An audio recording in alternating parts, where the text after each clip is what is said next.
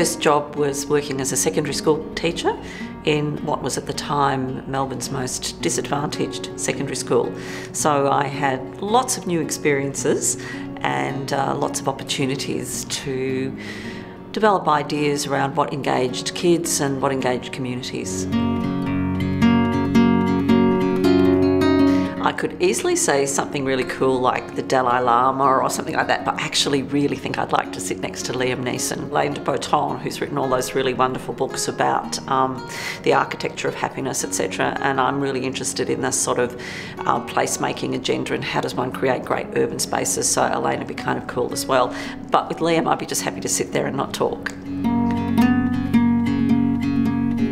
I trained in what was then the drama school at Rusden State College, where I did teacher training, and I was surrounded by people who wanted to be actors, and I of course did a whole range of theatre-based training during that teacher training.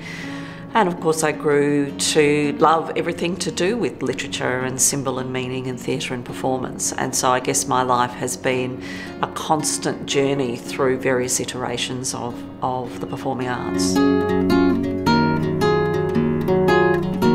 Well, I guess I don't see myself operating in any particular genre. I've had experience right across the performing arts. Here in my role at Federation Square, we do an enormous amount with visual arts installations and performance art. The thing that I appreciate most about artists is their independence of thought, their preparedness to experiment and to push the boundaries of our thinking.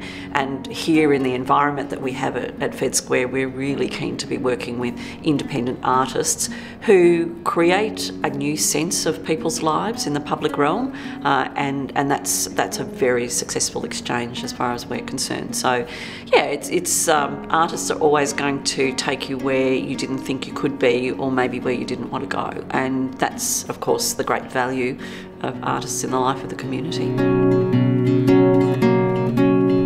I have lots of favourite professional achievements because I've been around quite a long time, and I think for me they're often the small moments. At one period in my life I was doing a lot of work with people with really severe disabilities in the arts, and I'll never forget one moment where a fellow who was very severely disabled was able to make a single sound with a bell as part of a group activity.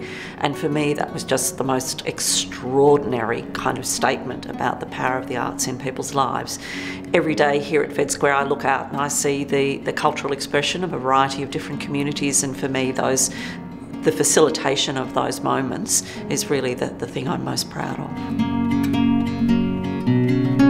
Anthems. I'm an anthem girl, so everything from You Never Walk Alone to We Are the Champions to Elvis Presley singing spirituals, etc. So I'm a big anthem person. I like the sound of music, whether it's in popular music or opera choruses. That really stirs the heart and soul and makes you want to do something special. I guess that's a question also about what defines success. I'm somebody who has always had a vision for where I wanted to go with either a project, a group of participants, a program or an organisation, and I think that vision is a really important part of leadership and success in leadership. I also think you can't get anywhere without an incredible amount of hard work and persistence, being prepared to ask the hard questions, not accept the status quo, and move forward. I've interviewed a huge number of people in my life, and I always say that unless somebody walks into the room, looks me straight in the eye and shakes my hand firmly, there's almost no chance they'll get past the first stage in the interview. Following that, clearly they need to have had the experience and the insight into the job that they're applying for. And in order to show that, people really need to be able to give great examples of what they've done. I've interviewed enough people who've told me generally what they think about the role, but often people don't give you a real sort of sense that they've got substance behind their thinking. So positive examples of what you've done, that really makes a difference in an interview.